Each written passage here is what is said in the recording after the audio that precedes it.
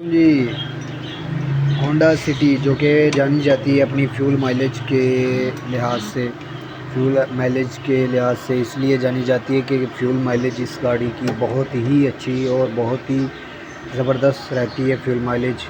इसीलिए लोग इसको ज़्यादातर रखते हैं। मसला क्या हो गया है इस गाड़ी को? मसला ये हुआ है कि गाड़ी ओवर हीटअप होने की वजह से गाड़ी में बहुत सारे प्रॉब्लम फेस करने पड़ रहे थे, जैसे कि गाड़ी का बार बार एसी ट्रिप हो जाना, गाड़ी के अंदर फ्यूल माइलेज का गिर जाना गाड़ी के अंदर, और इस तरह की काफ़ी वजूहात सामने आई।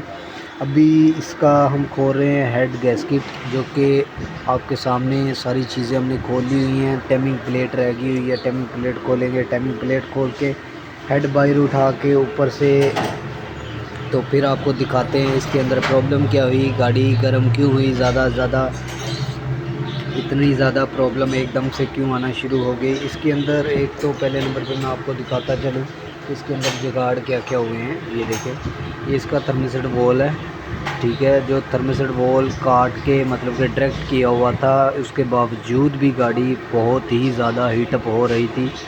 तो अभी हम इसको खोलते हैं, खोल के और बाकी भी दिखाता हूँ मैं आपको इंशाल्लाह।